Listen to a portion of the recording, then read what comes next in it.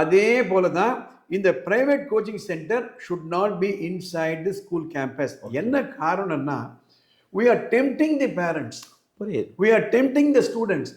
See, teachers are educationists, அதே மாதிரி senior consultants இருக்காங்க.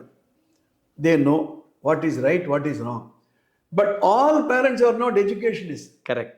For example, எத்தனை குடும்பங்கள்ல அப்பாவும் அம்மாவும் டாக்டராகவோ இன்ஜினியராகவோ இருக்க முடியும்? ஒரு +2 படிச்சவங்களா இருக்கலாம், இல்லை ஹவுஸ் ஒய்ஃபாக இருக்கலாம், இல்லை ஒரு கிராஜுவேட் படிச்சுட்டு வீட்டில் இருக்கலாம். அவங்களுக்கு எப்படி தெரியும் இது நல்லது கெட்டதுன்னுட்டு? ஸ்ரீ குருபியோ நமஹா சார். சுகி பவ. ஒரு கேள்வி கேட்கலாமா? அதுதான் வந்திருக்கோம் சார். நேற்று உங்களுடைய வீடியோ பார்த்தேன் சார், ரொம்ப டீட்டெயில்டாக போட்டிருந்தீங்க. அதில் மைய கருத்தா நான் புரிஞ்சுட்டது என்னென்னா, சிபிஎஸ்சி பள்ளிக்கூடமாக இருக்கட்டும், மெட்ரிக் பள்ளிக்கூடமாக இருக்கட்டும், அந்த பள்ளிக்கூடத்து உள்ளேயே ஒரு கோச்சிங் வகுப்பு நடத்துகிறாங்க அப்படின்னா அதை நடத்தக்கூடாது அப்படின்னு மினிஸ்ட்ரி ஆஃப் எஜுகேஷன் வந்து வரையறை பண்ணியிருக்காங்க, ரெகுலேஷன்ஸ் கொடுத்துருக்காங்க. நான் என்ன புரிஞ்சுட்டேன், அப்போ கோச்சிங் வகுப்பே கூடாதா? அது உள்ளேயோ வெளிலையோ நடத்தவே கூடாதா? பசங்களை அதில் அனுப்பவே கூடாதா? அது கொஞ்சம் டீட்டெயிலாக சொன்னால் நல்லா இருக்கும் சார். நான் கோச்சிங் வகுப்பே கூடாதுன்னு சொல்லலை. இந்த மாதிரி டிஸ்கஷன்லாம் நான் பொது தளத்தில் போடுறேன். ஆமாம், கோச்சிங் வேணுமே. நான் சொல்லியிருக்கேனே, டீச்சிங், டெஸ்டிங், கோச்சிங், எவாலுவேஷன் சொன்னேன் இல்லையா? நான் கோச்சிங் வேணும். பட் அந்த கோச்சிங்காகவே ஏற்படுத்தப்பட்ட மையங்கள் இருக்கு. ஐஐடி, ஜேஇஇ, நீட்டுக்கு மாத்திரம்தான் அவங்களுக்கு அந்த அங்கீகாரம் கிடையாது. தே ஆர் நாட் சிபிஎஸ்சியில் ரெகுலேஷன் கிடையாது, மெட்ரிகுலர் ரெகுலேஷன் கிடையாது, தே ஆர் நாட் ஐசிஎஸ்சி போர்டில் கிடையாது, ஐபி போர்டில் கிடையாது. எந்த போர்ட்லையுமே இல்லாத ஒரு அலாதியான ஒரு அமைப்புகள் அதெல்லாம். அதுக்கு வந்து ஒரு ரூல்ஸ் அண்ட் ரெகுலேஷன் கிடையாது. ஸோ கோச்சிங் சென்டர்ஸ் வச்சுக்கலாம், டியூஷன் சென்டர் ஆட்டம். இப்போ டியூஷன் சென்டர் ரெகுலேஷன் கிடையாது, எக்ஸப்ட் சில மாநிலங்கள் அது கூட வச்சுருக்காங்க மாநிலங்கள்ல. So it's a huge organisation. ஒரு 4 மாதத்துக்கு முன்னாடி நினைக்கிறேன், ஒரு பாப்புலர் கோச்சிங் சென்டர் பேரே சொல்லலாம், FIITJEE. They have close their centers in Delhi, UP, Rajasthan close பண்ணிட்டாங்க. என்னவோ காரணம் சொல்கிறாங்க, but they have close. But அந்த கோச்சிங் நிறுவனம் தான் ஓல்டஸ்ட். புரியுது. So there is a need for regulation. அதனால தான் நேத்திய வீடியோவில் நான் 2009 நான் இந்த சர்க்குலர் உங்களுக்கு படித்து காமிச்சேன். 2009, 2014, 2019, regular the CBSE has been insisting you should not have a private coaching center inside the CBSE school. It is prohibited. அதில் அவங்க வார்த்தை யூஸ் பண்ணுறாங்க, இட்ஸ் எ மேல் ப்ராக்டிஸ்ன்றாங்க. இட்ஸ் சீரியஸ் வார்த்தை. கவனிச்சேன் சார். உடனே நீங்கள் யோசனை பண்ணணும், ஒரு ஸ்கூல் நடத்தணும் அப்படின்னா அந்த ஸ்டேட் கவர்மெண்ட் ரெகுலேஷன்ஸ் இருக்குது. ஆமாம். நோ அப்ஜெக்ஷன் சர்டிஃபிகேட் வாங்கணும். அவங்க வந்து அது இடம் இருக்கான்னு பார்ப்பாங்க, அதில் கிளாஸ் ரூம் எப்படி இருக்குன்னு பார்ப்பாங்க, அப்புறம் இந்த லேப் இருக்கா அந்த லேப் இருக்கான்னு பார்ப்பாங்க, ஒவ்வொரு டீச்சருடைய குவாலிஃபிகேஷன் எப்படி இருக்குன்னு பார்ப்பாங்க.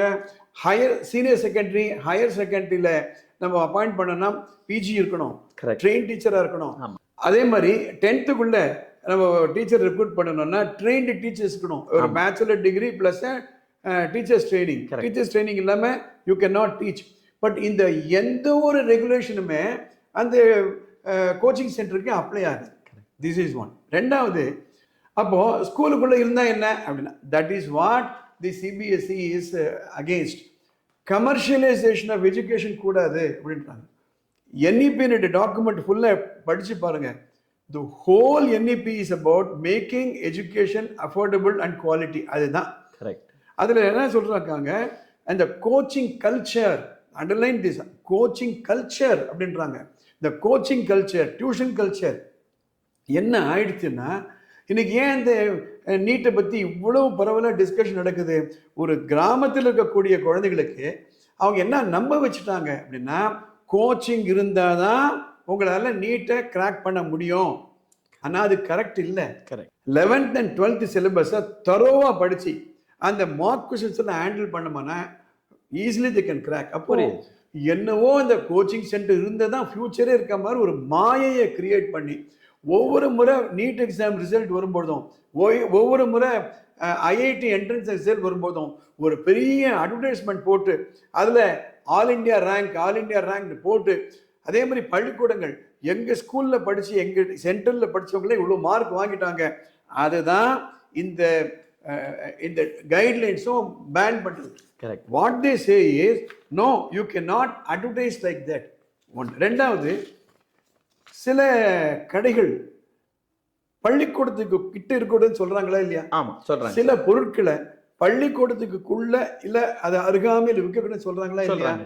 சில கடைகள் வழிபாட்டு தலங்களுக்கு கிட்டையோ அருகாமை இருக்கக்கூடாதுன்னு சொல்றாங்களா இல்லையா? அதே போலதான் இந்த private coaching centre should not be inside the school campus. என்ன காரணம்னா we are tempting the parents, we are tempting the students. See, teachers are educationists.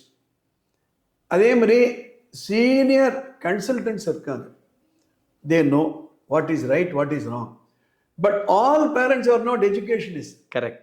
For example, எத்தனை குடும்பங்கள்ல அப்பாவும் அம்மாவும் டாக்டராகவோ இன்ஜினியராகவோ இருக்க முடியும்? ஒரு +2 படிச்சவங்களா இருக்கலாம், இல்லை ஹவுஸ் ஒய்ஃபாக இருக்கலாம், இல்லை ஒரு கிராஜுவேட் படிச்சுட்டு வீட்டில் இருக்கலாம். அவங்களுக்கு எப்படி தெரியும் இது நல்லது கெட்டதுன்னுட்டு? ஸோ பார்க்குறாங்க இவ்வளோ பெரிய அட்வர்டைஸ்மெண்ட்டு, அப்புறம் தினம் ஃபோன் வருது. மை கொஸ்டின் இஸ், அந்த பிரைவேட் ஏஜென்சிக்கு இந்த ஸ்கூலுடைய பேரண்ட்ஸுடைய அட்ரஸும் ஃபோன் நம்பர் எப்படி போச்சு? It's something which is kept in the school. அப்போ என்ன நடக்குதுன்னா, இந்த பிரைவேட் ஏஜென்சியோட ஒரு அண்டர்ஸ்டாண்டிங் போட்டுட்டு, மெமரண்டம் ஆஃப் அண்டர்ஸ்டாண்டிங் போட்டுட்டு, நீங்கள் வந்துருங்க, இதை தான் இங்கே லிஸ்ட்டு, நாங்கள் ஃபோன் பண்ணுறதை விட நீங்களே ஃபோன் பண்ணுங்க. அந்த கோச்சிங் இன்ஸ்டியூட்டுடைய கேம்பெயினே it's a professionally managed campaign. Call centres கொடுத்துருவாங்க. எப்படி பேசினா உங்களை உள்ளே கொண்டு வரோம்னு அவங்களுக்கு தெரியும். Because they're commercial organisation. சரி சரி, ஸ்கூலுக்குள்ளே வந்தாச்சு அப்படின்னா, நான் 7th ஸ்டாண்டர்ட் ஏ செக்ஷன் அந்த ஸ்டூடெண்ட்டை நீங்கள் எல்லாரும் அந்த ஹாலுக்கு போங்க அப்படின்னு சொல்கிறாங்க. அந்த ஹால் வந்து இந்த ப்ரைவேட் கோச்சிங் சென்டர் நடத்தக்கூடிய ஒரு கோச்சிங் சென்டர். அந்த ஸ்டூடெண்ட்டால் போக முடியாதுன்னு சொல்ல முடியுமா? சொல்ல முடியாது. ஸோ நான் எதுக்கு சொல்கிறேன், ஒரு ஸ்கூலுக்குள்ளேயே அது வந்தாச்சுன்னா you are tempting. Yes. Number 2, அப்போ எப்போ அட்டன் பண்ணலாம்? மார்னிங் 8:30 ஸ்கூல் ஆரம்பிச்சுட்டு ஈவினிங் முடிச்சாச்சுன்னா அதுக்கப்புறம் எங்கே வேணா போகணும். இப்போ கூட நிறைய ஸ்டூடெண்ட்ஸு டியூஷனுக்கு போயிடுறாங்க. சப்போஸிங் அடுத்த ஸ்டேஜாக ஒரு டியூஷன் சென்டரே ஆரம்பிச்சிடுறாங்க, ஸ்கூலுக்குள்ளேயே கொண்டு வந்துடுறாங்கன்னா same thing will happen. Yes. So I am not against coaching, okay, but I am against coaching culture. Okay, coaching culture, that too inside a school, that too inside the school. So I have understood. Yes. Yeah. Then what is the solution, sir? ரொம்ப simple. நான் தலைமையேற்று நடத்திய ஒரு பள்ளிக்கூடம், you are also there. Yes. Radha madam is also there. Yes. என்ன செஞ்சோம் அப்படின்னா, normal classes will start at 9 o'clock. Yes. 2:30 முடிப்போம். ஒரு half an hour or 20 minutes gap கொடுப்போம். 3 o'clock to 6 o'clock we'll engage experts. அவங்க எப்படி எக்ஸ்பர்ட்ஸ்னா, நிறைய பள்ளிக்கூடத்தில் 58 years ஆனவங்க ரிட்டையர் ஆகிருப்பாங்க. ஆமாம். அவங்கள கூட்டுட்டு வந்து அந்த 3 o'clockலேருந்து 6 o'clock 3 hours will give them extra coaching by experts. Correct. I can even mention the name. You may remember Sambandha master? Yes, sir. Physics. You remember Tirunavagarasu master? Yes, sir. Correct. Right, was handling mathematics. Yes. You remember Arasu? Yes. Master? Yes. Right? Chemistry. Yes, sir. Suri sir. Suri sir. அப்போ என்ன செய்வோம், நம்ம இப்போ அரசு எடுக்கிறாரு அப்படின்னா அந்த expert கிளாஸில் நம்ம கெமிஸ்ட்ரி டீச்சரும் போய் பின்னால் உட்காந்துருப்பாங்க, அப்சர்வ் பண்ணுவாங்க. இப்போ சம்பந்த மாஸ்டர் எடுக்கிறாருன்னா நம்ம ஃபிசிக்ஸ் டீச்சரும் பின்னால் உட்காந்துருப்பாங்க. அப்போ இவங்களுக்குள்ள ஒரு இன்டராக்ஷன் இருக்கும். Correct. Right. It is something like I handle physics, I complete it, then I tell you if are an expert teacher, sir physics expert sir, இது வரைக்கும் நான் பண்ணியிருக்கேன் சார், இந்த குழந்தைகள் இப்படிலாம் இருக்காங்க சார், நீங்கள் வந்து அந்த கோச்சிங் கொடுங்க. ஸோ 40 minutesல ஒரு ஃபிசிக்ஸ் கிளாஸில் ஒரு லிமிட்டேஷன் இருக்குன்றதுனால தான் அந்த coaching. Correct. Inside the school coaching இருக்கலாம், கோச்சிங் சென்டர் தான் against. That is what I am trying to say. To some up, any body which is not regulated should be regulated.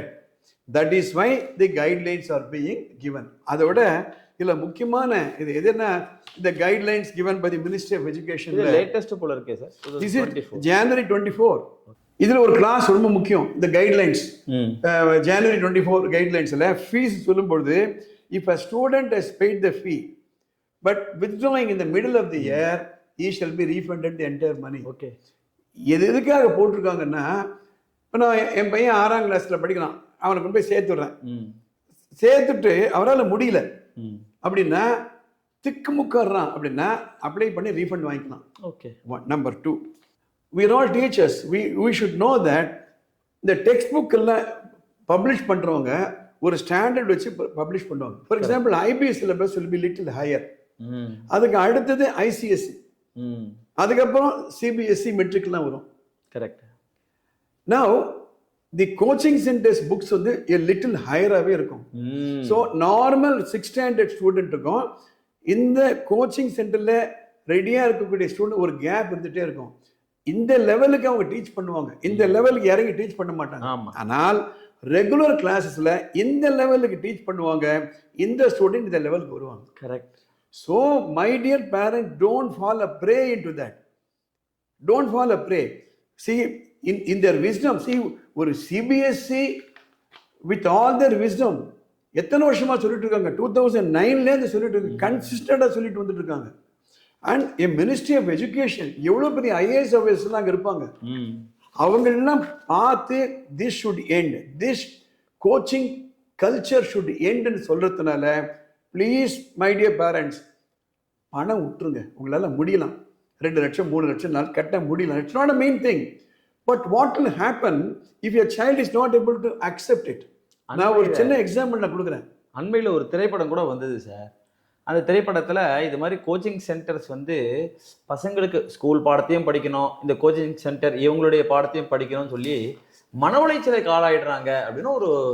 That is why இந்த டாக்குமெண்ட்ல they are using the word suicide. கிளீனா சொல்லியிருக்காங்க. The number of unregistered private coaching centers in the country continues to grow in the absence of any laid down policy or regulation. Instances of such centers charging exorbitant fee for students, undue stress on students, resulting in suicide committed. Students committing suicide. So this is an anti-social practice. Okay. Anti-social practice. See, என்ன ப்ராப்ளம்னா, பள்ளிக்கூடத்துக்கு கிட்ட வைக்கக்கூடாத கடைகள் வச்சாங்களா, நம்மளாம் petition எழுதுறோமா இல்லையா? அதே மாதிரி தானே இது. So an awareness should come. Not only that, the most important thing is school curriculum is completely ignored. Okay. நான் ஒரு பெக்யூலர் சிச்சுவேஷன் சொல்ல விரும்புகிறேன். ஒரு ஸ்கூல் ஆரம்பிச்சாச்சுன்னா regular teachers, subject wise teachers, அவங்களுக்கு நோட்ஸ் ஆஃப் லெசன் பிளான்லாம் போட்டு பீரியட் பிரித்து கொடுத்துருவோம். ஆமாம். அதை நம்பி தான் நம்ம குழந்தைகளை அனுப்புகிறோம். கரெக்ட். பல பள்ளிக்கூடங்கள் எல்லாம் பண்ணுறாங்க அப்படின்னா, இந்த கோச்சிங் சென்டர்ஸ் உள்ளே வந்தாச்சு, அவங்க they will prepare your children for the course subject. Okay. 6th இருந்து அப்படின்னா what will the other teachers will do? Correct. So அந்த டீச்சர்களை வானா ஒரு வேகன்சி இருந்தால் ஃபில்அப் பண்ண வேணா, அவங்க பாட்டு இருந்துட்டு போட்டோம், but the main subject will be taught by the experts அப்படின்னா, then why do I need a school? Yes. நான் அது பேசாமல் என்ன யூனிவர்சிட்டி சேர்த்துட்டு போயிடுவேனே. நீ ஃபீஸையும் 92,000 ரூபாய் வாங்கிப்பியான், அதுக்கு மேலே 70,000 ரூபாய் வாங்கிப்பியான். அப்போ வேற are we signing up? So that is why I am telling my dear parent, go and ask. Accountability கிடையாது இதில், that is the problem. Responsibility கிடையாது. கரெக்ட். அதனால் போய் கட்டிட்டு, அவங்களுக்கு தெரியுது பசங்க, சில பசங்க அக்செப்ட் பண்ணிக்கலாம், பண்ணிக்காமையும் போகலாம். So B extremely careful. ஒரு ஃபைனல் கேஸ் ஸ்டடியே சொல்கிறேன். நாம் நடத்தின பள்ளிக்கூடத்தில் 10th ஸ்டாண்டர்டில் ஒரு ஸ்டூடெண்ட் 10 out of 10 வாங்கினா சிபிஎஸ்சியில். He did not join our school in +1. என்னடா பண்ண போகிறேன் அப்படின்னு கேட்டால், சென்னையில் இருக்கக்கூடிய ஒரு பர்டிகுலர் ஸ்கூல், அங்கே போய் சேர போகிறேன், சேட்பட்டில் இருக்கக்கூடிய ஸ்கூலுக்கு சேர போகிறேன். I want to aim only on IIT mechanic engineering Chennai அப்படின்னா. ஒரு 3 வருஷம் கழிச்சு வந்து சாக்லேட் கொடுத்தான். என்னடான்னா நான் ஐஐடி பாஸ் பண்ணிட்டேன் நான் சொன்ன மாதிரியே. So I chat with him. என்னடா பண்ணேன் அப்படின்னேன். இது பாருங்கள், நான் தரோவாக ஃபோக்கஸ்டாக இருந்தேன். நேராக போனேன். ஒரு செட்பட்லேயே ஒரு சின்ன ஒரு 1 பெட்ரூம் அப்பார்ட்மெண்ட் எடுத்தேன். இந்த கிராமத்திலேயே எங்கள் பாட்டியை கூட்டினேன். 3 பையன் என்னோட வந்தாங்க. இந்த பாட்டிக்கு என்ன வேலை, எங்கள் சமைச்சு போடணும், அவ்வளோதான். 3:30 மணிக்கு எழுந்துடுவோம். 3:30லேருந்து 6 படிப்போம். அதுக்கப்புறம் ஸ்கூலுக்கு போயிடுவோம். அங்கே வந்து இந்த கோச்சிங் எடுப்பாங்க. படித்தோம். நைட்டு வருவோம். எங்கள் இது படிப்பு தான் ஒருமே இல்லை, பாஸ் பண்ணிட்டோம் அப்படின்னாரு. சரி, +2ல் எவ்வளோ மார்க் வாங்கினேன்? 430 மார்க் வாங்கினேன் 500க்கு. நான் கேட்டேன், ஐஐடி கிடைக்காம இருந்தால் என்ன பண்ணியிருப்பேன்? கஷ்டம்தான் சார், ஐ டுக் த ரிஸ்க்கு, ரைட். இன்னொரு பையன் சேர்ந்தானே, அவனுக்கு கிடைக்கல சார், ஐஐடி கிடைக்கல. +2லேயே ரொம்ப குறைவு தான், 2 பேரும் ஒன்றா தான் வாங்கினோம். அவன் என்ன பண்ண போகிறான்னு தெரியல. This is the biggest risk. கிடைச்சதுன்னா பரவாயில்ல. ஆமாம், அப்படி இல்லைன்னா நார்மலாக நீங்கள் கேட்ட கேள்விக்கு நான் பதில் சொல்கிறேன். +2ல் ஒரு 90 மார்க்ஸ் 95 மார்க் வாங்க வச்சுட்டு அதுக்கப்புறம் you can join, prepare, no problem. இப்போ நீட்டுக்கெல்லாம் என்ன பண்ணுறாங்க, +2 முடிச்ச அப்புறம் கிராஷ் கோர்ஸ் அட்டன் பண்ணுற மாதிரி. So you go secure yourself a good seat in a good engineering college. You can do that. Okay. Right? So you are taking a very big risk because in the courses offered by the private coaching centers, no guarantee is given. Okay.